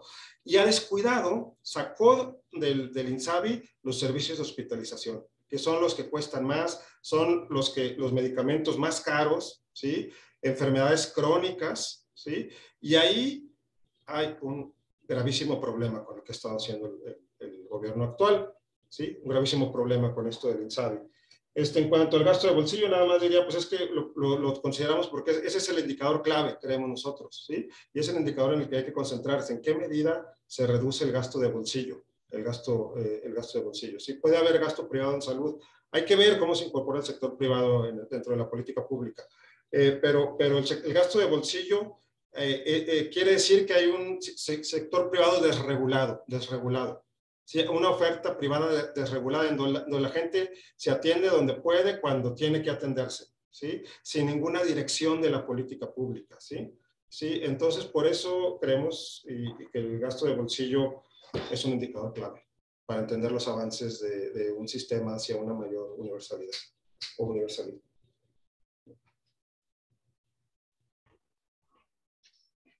¿Sigo? Sí. Bueno, voy a tratar de pasar rápido por las distintas preguntas. Yo anoté 5 acá. Bueno, respecto al gasto decreciente, solo puntualizar que lo que nosotros planteamos es que efectivamente es necesario aumentar el gasto para avanzar en universalismo. No, sería muy difícil poder hacer avances con un gasto decreciente. La pandemia impone restricciones a lo que van a poder gastar los distintos países en salud y en todos los ámbitos de la política social, porque hay una crisis importante, pero es de esperar que una vez pasada esta crisis se recuperen y sigan aumentando los niveles de gasto público en salud en particular. Respecto a la comparación de México y Chile, bueno, yo creo que un punto clave que hace interesante la comparación y que nos llamó la atención es esto de cómo el mercado está presente en ambos países, pero de manera tan distinta, ¿no? El hecho de que en un país esté de manera tan explícita y en el otro país de manera tan implícita. Sin embargo, los dos países, pese a estas formas distintas, tienen un gasto de bolsillo importante, ¿ya? Y bueno, además hay temas de la trayectoria histórica que no hemos profundizado, pero puntos de partida que quizás pudieran haber sido similares, pero trayectorias muy diferentes a lo largo de la historia, que hacen que queramos entender por qué cada país sigue este camino. Son cosas que no profundizamos acá ni en el artículo, pero que nos han ido motivando a estudiar estos dos países y compararlos. Respecto al concepto de generosidad, bueno, nosotros definimos generosidad en base a 2 elementos fundamentalmente, que son el nivel de lo que se ofrece, es decir, cuánto se ofrece, que en el caso de los servicios de salud vendría a ser si los servicios que se ofrecen son integrales o no integrales, es decir, si yo tengo un esquema que, por ejemplo, solamente cubre vacunación y servicios básicos, eso no es integral, versus un esquema, como pasaba en algún momento en el Seguro Popular, según tengo entendido, ¿no? Versus un esquema, un seguro, que me ofrece todo tipo de servicios o me cubre todo tipo de servicios. Ese es un esquema entonces que es más generoso, ¿ya? Y lo que se plantea entonces es que la universalidad implica que el tipo de servicios, la cantidad de servicios que están cubiertos tiene que ser amplio. Y segundo está el tema de la calidad, eso también está considerado en la generosidad, o sea, además de ofrecer un número amplio de servicios o una cantidad, la integralidad de los servicios, esos servicios tienen que ser de la calidad suficiente como para satisfacer la necesidad de salud sin que las personas tengan que recurrir y buscar otro tipo de soluciones. Respecto al tema de INSABI y APS, bueno, no voy a opinar respecto a INSABI porque no es mi especialidad, digamos, es algo reciente, pero sí quería señalar en relación a la APS que hay algunos elementos importantes para que la APS efectivamente sea el enfoque y algo que funcione, ya más allá de la declaración de intención que tenga un programa, una política de salud. Y quizás ahí pueden encontrarse algunas claves por las cuales se señala que no está funcionando en el caso mexicano. Desconozco si efectivamente es así o no es así, pero para que la APS realmente tenga efectos se necesita que tenga presencia real, ¿no? Presencia territorial. Es decir, que estén presentes los centros de salud en el territorio. Yo no sé si el INSABI realmente está presente en todos los territorios en México o no. ¿Ya? Se necesitan recursos, que haya personal de salud disponible para atender las necesidades de salud de la población. ¿Ya? En tecnología, recursos para hacer inversiones tanto en lo físico, en la infraestructura, como en el personal de salud necesario. También para que la APS sea efectiva se necesita que sean estrategias intersectoriales, o sea, la salud no solamente se fomenta en los centros de salud, la salud se fomenta tal como se plantea desde el paradigma, ¿verdad?, que empuja la APS, se fomenta desde los determinantes sociales de la salud, es decir, tenemos que actuar sobre las condiciones de trabajo de las personas, sobre las condiciones en que viven las personas, y eso requiere políticas intersectoriales, requiere una coordinación intersectorial, no solamente la acción del sector salud. Y por último, un enfoque de APS fomenta la participación social, es decir, tenemos que generar un diálogo y generar incidencia por parte de la población respecto para identificar cuáles son las necesidades de salud, cuáles son las causas de los problemas de salud y cuáles son las acciones que se deben desarrollar para solucionar esos problemas. Y lo último respecto al gasto de bolsillo, bueno, lo que nosotros planteamos es que el gasto de bolsillo es algo que va totalmente en contra del universalismo, ¿verdad? Porque el gasto de bolsillo implica riesgo financiero y porque el gasto de bolsillo implica que las personas están accediendo a la salud en la medida de que, o sea, que el acceso a la salud que están teniendo las personas se asocia con la capacidad que tienen de pagar al momento de buscar el servicio de salud, ¿ya? Y por lo tanto eso genera inequidades, genera que los que no tienen los recursos o no puedan acceder o bien se endeuden, por ejemplo, para poder acceder al servicio que necesitan. Entonces es algo que va totalmente en la otra dirección, eso es lo que estábamos planteando. Eso. Gracias, Pamela y Ricardo. Patti, luego Roger, y si alguien más quiere preguntar, le pido que por favor, así levante la manita que aparece aquí en el Zoom, por favor. Adelante, Patti.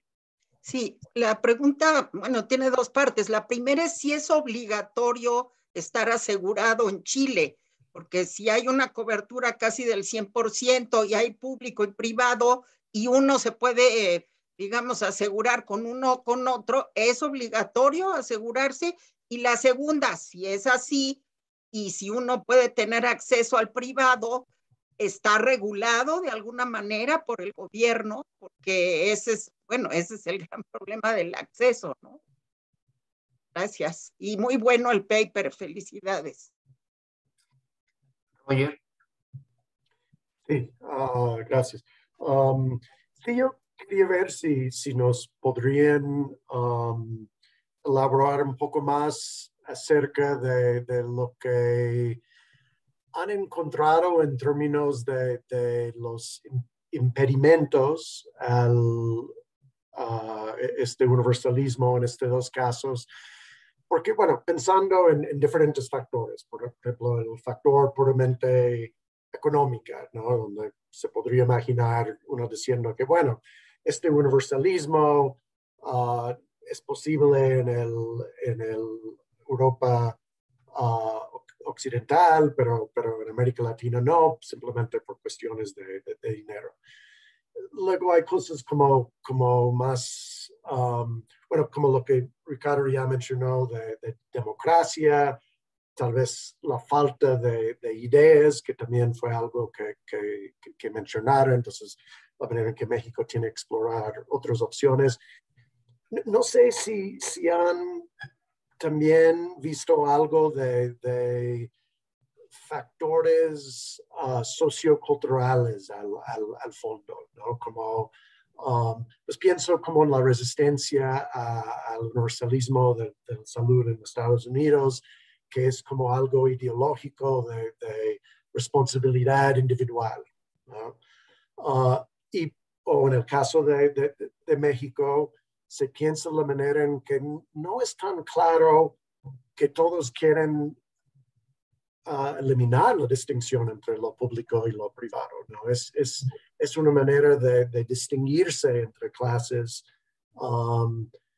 desde las dos direcciones, ¿no? Pero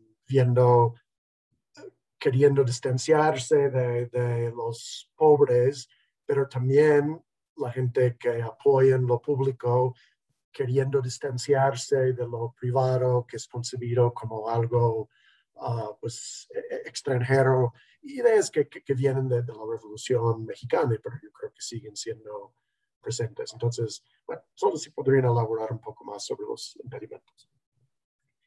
Gracias, Roger. Ariadna Serrano, por favor. Sí, hola, buena tarde. Un gusto haber escuchado esta presentación, haber leído, insisto, de manera muy general el paper, pero bueno, ya con la presentación queda más claro. Y bueno, en el asunto bueno, yo pienso, y a través de lo que han expuesto, que pues esta intervención que tiene el mercado, ¿no? A partir de los servicios de salud, pues está muy fuerte en México, ¿no? Y creo que más allá, sí, como los casos extraordinarios que se mencionaban de la gran cantidad de consultorios adyacentes a farmacias que han tenido un boom, ¿no? Y que han significado un espacio, primero, de oportunidad para una gran masa de población que con 30 o 40 pesos en el bolsillo, pues tiene acceso a una consulta médica, ¿no? Pero por el otro lado también, para una gran masa de población, egresados principalmente del área de la salud, ¿no? Médicos, que hasta años anteriores, pues la perspectiva que tenían al finalizar la carrera, pues significaba terminar la carrera médica y poder insertarse, ¿no? Al mercado laboral desde una institución. Cuando el Estado, ¿no? El Estado mexicano en el caso específico, pues tenía todavía la robustez suficiente para recibirlos, por ejemplo, en el Instituto Mexicano del Seguro Social, en el ISSSTE, o en algún otro de estos grandes institutos, y eso significaba para los médicos en ese entonces, allá en los años 70, 80, pues una escala primero en el sueldo que ellos recibían y sobre todo también un ascenso social, ¿no? Pero creo que dadas las condiciones actuales, pues una gran cantidad de médicos egresados, o sea, jóvenes, pues, de esta nueva generación, pues ya ven un escenario de precariedad laboral, ¿no? Donde los lleva a insertarse en estos espacios o a la inversa, ¿no? También en ofrecer sus servicios, pues, de manera autónoma, ¿no? Y creo que esto genera, por lo menos en esa población, en ese sector de población que son los profesionales de la salud, pues una incertidumbre, ¿no? Total acerca de su futuro, ¿no? Y sobre todo de las condiciones que les ofrece el mercado laboral, por una parte. Y por otra, bueno, mi formación es de psicóloga y también me llamó mucho la atención que pues la salud aquí la abordamos o la abordaron ustedes de una manera pues general, ¿no? Pero habría, ¿no? Me gustaría que se hubiera, o esto queda como abierto una línea de investigación, ¿qué pasa con la salud mental, el gasto en salud mental, ¿no? Y sobre todo la atención que se le puede brindar aquí en México, ¿no? Que creo que es, yo como habitante de este país, pues creo que es básicamente nula, o sea, las condiciones, ya hablamos de la salud en un primer término, con la atención de primer nivel, pues es bastante precaria ya en el sector público, pues la salud mental queda todavía más relegada, ¿no? Sería como ese el comentario. Y bueno, felicitarlos por esta comparación que se hace entre estos dos países que han recibido pues la intervención del mercado privado, ¿no? Como una oferta más que está allí para proveer de esto que pareciera un derecho universal, que está en nuestra Constitución, pero que difícilmente se ha logrado pues brindar a la población en general. Muchas gracias. Gracias, Ariadna. Si quieren los ponentes estas 3 preguntas, por favor, y dejamos para el último bloque a Jorge y las personas que se sumen. Adelante.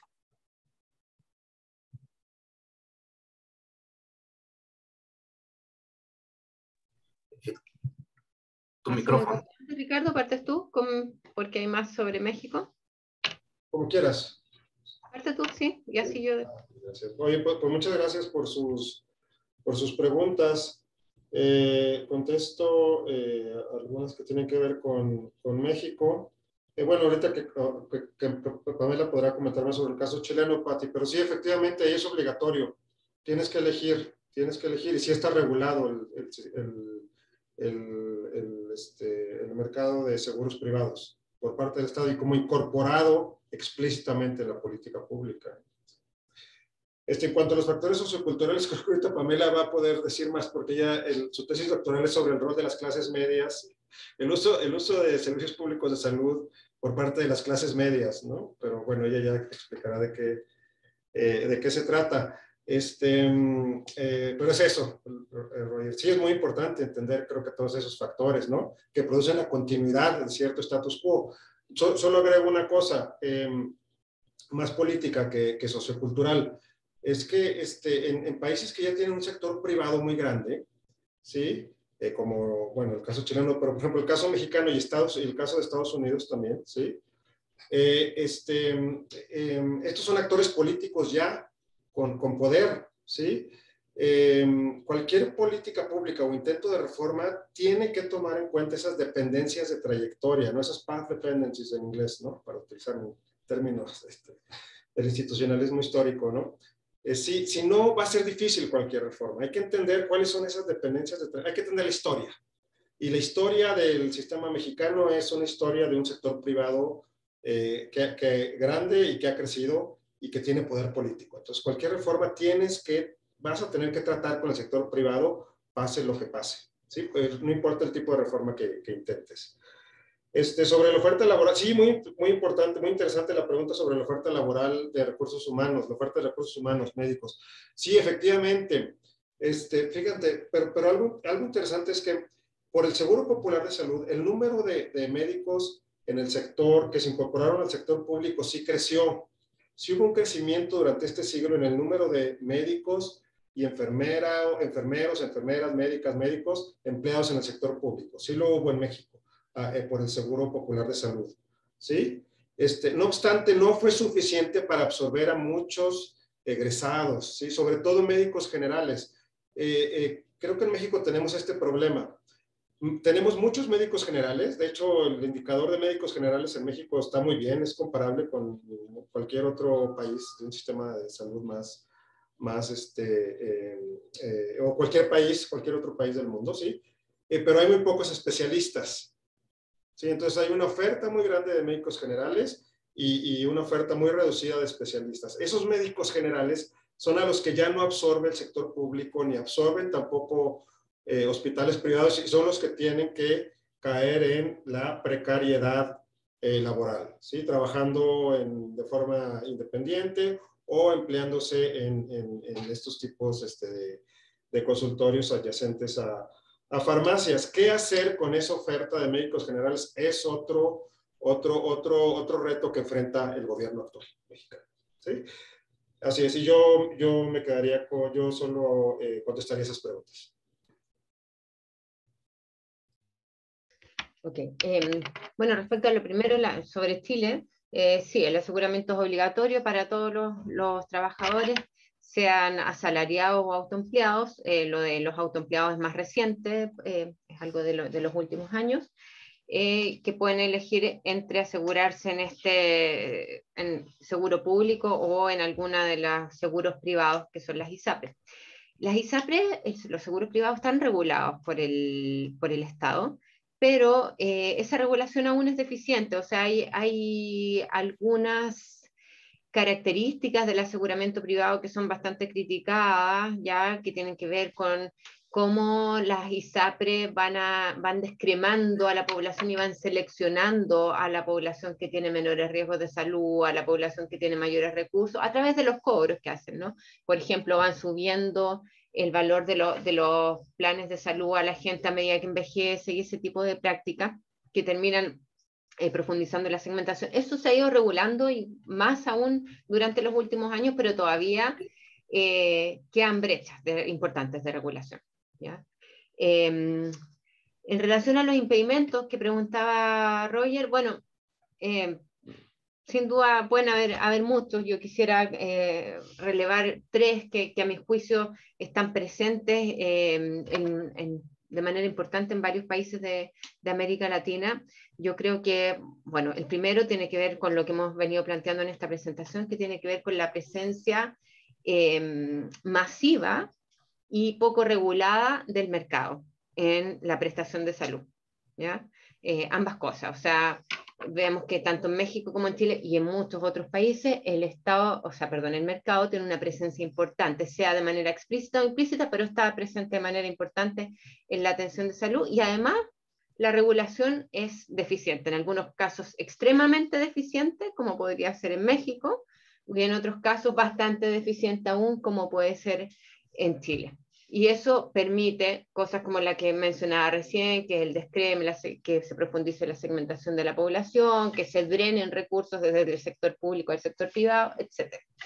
Un segundo mecanismo o impedimento importante para avanzar en universalismo, a mi juicio, tiene que ver con la debilidad que aún hay en el sector público en la mayor parte de los países de la región, ¿ya? Es decir, que la oferta del sector público es deficiente aún, o sea, no hay los recursos suficientes, la calidad es deficiente, muchas veces se ofrecen servicios, pero finalmente esos servicios no están disponibles o no están accesibles a la población, entonces en teoría existen, pero en la práctica no están ahí cuando la gente lo requiere. Entonces, si queremos avanzar en una universalidad, como señalábamos en las conclusiones, se necesita fortalecer al sector público, y eso implica no solo recursos, sino que también diseños de política que permitan ese fortalecimiento del sector público.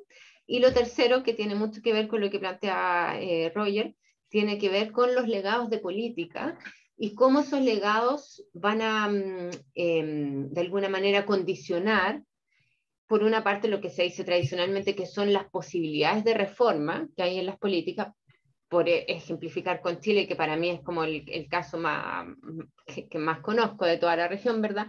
Por ejemplo, cómo las reformas que se hicieron en los años 80, donde se introduce de manera tan importante en el sector privado, le han dado poder al sector privado y hacen que se generen obstáculos para generar actualmente nuevas reformas que regulen más al sector privado o que tiendan a unificar más el sistema de salud. Esa es una parte de los legados. Pero hay otra parte de los legados de política que tiene que ver con las percepciones y las prácticas de las personas, ¿ya?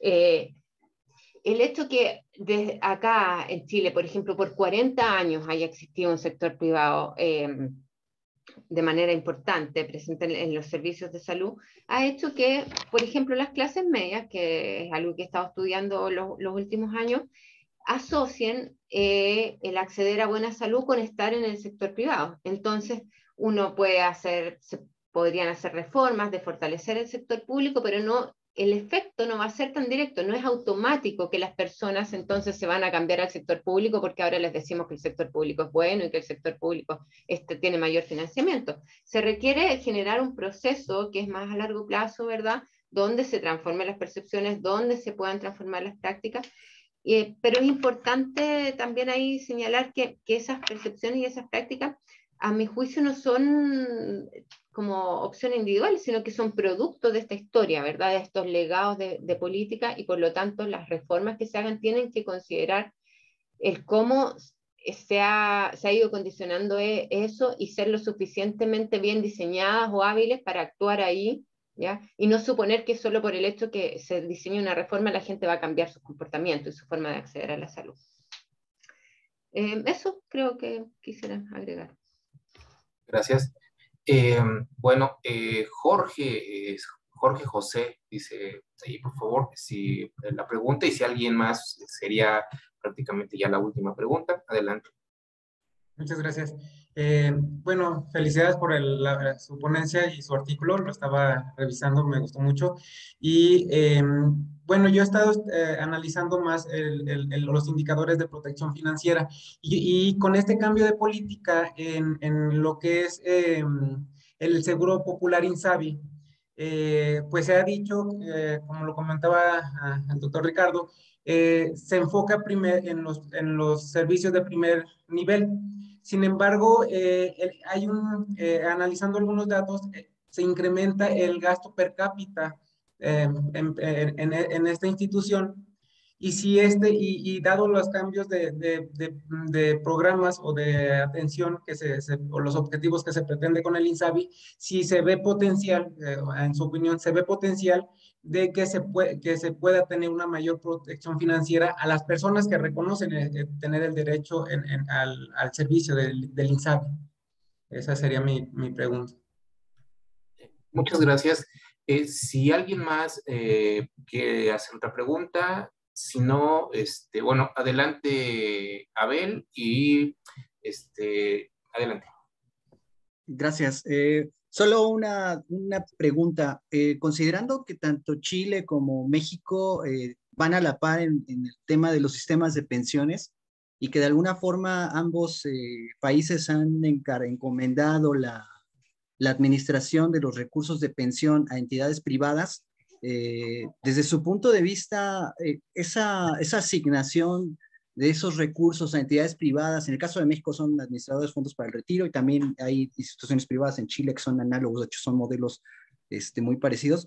Desde su punto de vista, esa capitalización de las aportaciones de los montos correspondientes por ley para pensión, inciden o podrían estar incidiendo en la calidad de los servicios que se ofrecen en el caso de ambos países. O sea, está de alguna forma afectando ese recurso que podría estar llegando a las instituciones públicas y al gobierno para ofrecer servicios de mayor calidad, o es irrelevante desde su punto de vista. Muchas gracias, es todo.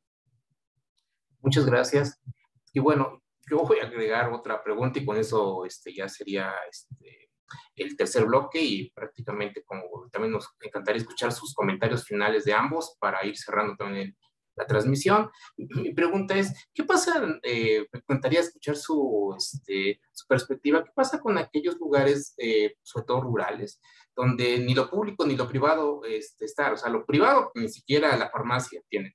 Y en lo público, pues lo único que tienen es una casita de salud por ahí donde de repente cada X tiempo va un médico, y pues ni hablamos de medicinas, ni hablamos de equipo completamente de infraestructura, ¿no? Pero ¿cuáles serían los retos que tendrían que asumir los gobiernos para cubrir ese aspecto realmente universal?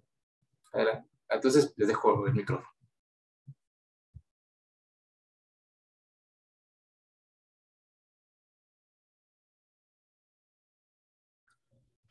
Bueno, parto yo esta vez si quieres. La primera pregunta me parece que es para México, ¿no? Así que no la voy a tomar. Respecto a lo de las pensiones, no me quedó tan claro. Yo solamente quería clarificar que en Chile está separado, ¿ya? Porque, bueno, muchos países de América Latina está junto, ¿verdad? Es el mismo instituto el que ve el tema de pensiones y el tema de salud, y acá es independiente, ¿ya? Las pensiones las tienen la AFP, la administra la AFP, y la salud está administrada por FONASA en el caso del sector público, y por las ISAPRE, que eso no tiene nada que ver con las AFP. Entonces las contribuciones son porcentajes distintos, es independiente, ¿ya? No influye. Después Ricardo hará el comentario respecto a México con eso. Y en relación a lo de zonas rurales, bueno, efectivamente es otro mundo, otro análisis. La presencia que hablamos del sector privado, o sea, por ejemplo, en Chile no hay clínicas, que es como nosotros llamamos a los hospitales privados. Esas no están en el sector rural, ¿verdad? Están en las grandes ciudades, y la gente de los sectores rurales se atiende en el sector público porque es lo que hay, ¿ya? Y Efectivamente, no hay un hospital en cada pequeña localidad, hay centros de salud pequeñitos, postas de salud rural, hay rondas médicas, ¿ya? Y el tema del acceso es el gran tema, el cómo llegar cómo la gente llega a buscar la salud cuando la necesita y cómo el sistema de salud llega a estas personas que viven, por ejemplo, en zonas aisladas.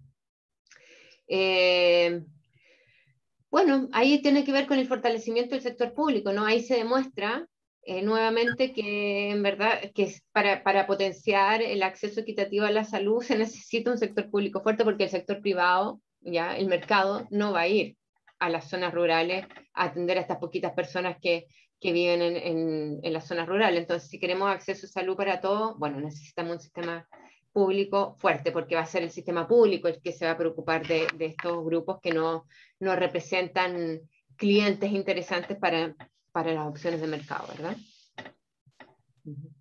Eso. Gracias. Okay, entonces, muchas gracias por sus preguntas. En cuanto al gasto per cápita del INSABI, pues es que el problema con el INSABI, por ejemplo, en la última medición de pobreza, cuando se evaluó la carencia a servicios de salud, el porcentaje de la población que contestaba que tenía acceso a la salud a través del Seguro Popular en 2018 era como del 40%, ¿sí? El porcentaje de personas que manifestaron tener acceso al INSABI era solo del 20%, del 20 y tantos, o sea, de la mitad. La mitad de la gente que antes accedía a servicios de salud públicos mediante el Seguro Popular de Salud, la mitad perdió el acceso con la creación del INSABI. O sea, ahí está el problema. Sí, ahí estuvo el problema. Son errores no solo de financiamiento, no solo de que, y en mi opinión, este error de concentrarse solo en el primer y segundo nivel, que es un grave error, es un recorte de la oferta pública, ¿sí? Tú esperarías de un gobierno, de cualquier gobierno, que ampliara la oferta, ¿no? Aquí se está reduciendo la oferta con solo ofrecer servicios de primer nivel, ¿sí? Tiene que ver entonces con eso, con esa reducción de la oferta, tiene que ver con cuestiones de gasto, pero no solo con eso, tiene que ver con una implementación muy deficiente del INSABI, ¿sí? Con una muy poca capacidad para implementar esa reforma, o con una formulación muy apresurada, muy improvisada, y eso llevó a que para muchas personas, independiente, y esto es independiente de la pandemia, la pandemia lo agravó, pero sin la pandemia hubiera pasado algo similar, la gente esté peor hoy, en 2022, en México, a como estaba en 2018, ¿sí? Por la formulación e implementación deficiente del INSABI. En cuanto a los fondos de pensiones, y si ese dinero se podía ir para financiar la salud, si es que no existiera el sistema de cuentas individuales, aquí en México sí se va todo a una sola bolsa, o sea, antes se iba todo al IMSS, ¿no? Sí, muy interesante. Ahí requeriría de un análisis muy cuidadoso para ver qué se puede hacer con el sistema de cuentas individuales y con las AFORES aquí en México, que tiene sus ventajas, sin duda.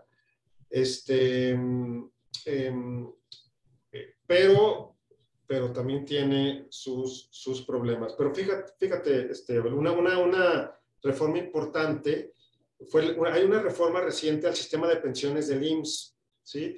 En donde se redujo el tiempo de contribución que se requiere para acceder a una pensión bajo la nueva ley, la ley 97, es decir, bajo el sistema de cuentas individuales. Ese tipo de reformas que lo que está haciendo es ampliando, promoviendo la expansión del sector formal de la economía, ¿sí? A lo mejor, como ya no tiene que cotizar tantos años, pues más gente va a decir, o el empleador va a decir, bueno, sí hay que afiliar a las personas porque sí va a acceder a una pensión, ¿sí? Porque ahora en lugar de 25 años, creo que hasta la van a ir bajando, hasta llegar a 15 años de cotización para tener derecho a una pensión del Seguro Social. Del Seguro Social. Eso es el tipo de reformas que, en mi opinión, requiere el país. Fíjate, amplías el sector formal, promueves la formalización de la economía, le entra más dinero al IMSS, aunque parte se siga yendo al sistema de cuentas individuales de pensiones, va a haber más contribuciones para el sistema de salud, ¿sí? Entonces, por ahí es interesante eso de ver pensiones y salud y ver qué se puede hacer y qué efectos va a tener una reforma en un sector, en el otro sector, en pensiones, qué efectos va a tener en la salud, ¿sí? Y por último, en cuanto al sector rural, sí, el sector rural es un problema en Chile, es un problema en países europeos. En países europeos, la población rural está más desprotegida, o está desprotegida, no tiene la misma protección que en zonas urbanas, ¿no? Este tipo de servicios itinerantes, caravanas que llevan servicios, aunque sean temporales, de consulta a zonas rurales, pues por ahí va, es lo que han hecho muchos países, ¿no? Promover que los médicos se vayan para allá muchas veces es difícil. Ciertamente el sector privado no va a llegar, el mercado no va a llegar a poner hospitales, ni va a llegar un médico a abrir un consultorio privado en zonas rurales, ¿no? Ahí se requiere la acción enérgica del Estado, ¿sí? Para promover que vayan médicos, para llevar esos servicios, acercarlos a la población. Y el problema, eso puede llevar el Estado, el gobierno, servicios de consulta, sí, muy bien, pero todavía tenemos el problema de la hospitalización, ¿sí? El Estado, nadie va a construir un hospital de tercer nivel en una zona rural, ¿sí? No, nadie, ¿sí? Más bien lo que hay que hacer es, sí, construir más hospitales de tercer nivel en zonas urbanas, ¿sí? O de segundo nivel, servicios de hospitalización. Y ahí se requieren recursos para cubrir los viáticos de la población y de sus familiares. Creo que actualmente el IMSS, no sé, la verdad, mejor no digo una cantidad, un monto, pero los viáticos son muy reducidos. Entonces ahí lo que se requiere es gasto, dinero, para ir y recoger a la gente enferma y llevarla a los hospitales públicos de la localidad más cercana. El chiste es que haya más hospitales públicos cercanos en localidades grandes donde sí se puedan construir. Eso creo que son dos medidas que se pueden adoptar para cubrir a la población en zonas rurales. Muchas gracias, Ricardo, Pamela, Camilo. Ha sido una excelente presentación, excelentes comentarios, un excelente seminario. Pues a nombre del Departamento de Ciencias Sociales y Políticas, primero quiero invitarles a todas, a todos, para que el 21 de abril puedan acompañarnos en nuestro siguiente seminario. Estará presentando Emiliano Soya. Va a ser muy interesante escucharle con su investigación. Y pues a quienes nos siguieron también vía las redes sociales, también les agradecemos por estar al pendiente de este seminario permanente. Y pues no me queda más que agradecerles y vernos en el próximo seminario. Hasta luego. Buena tarde. Gracias. Gracias. Gracias, hasta pronto. Pronto.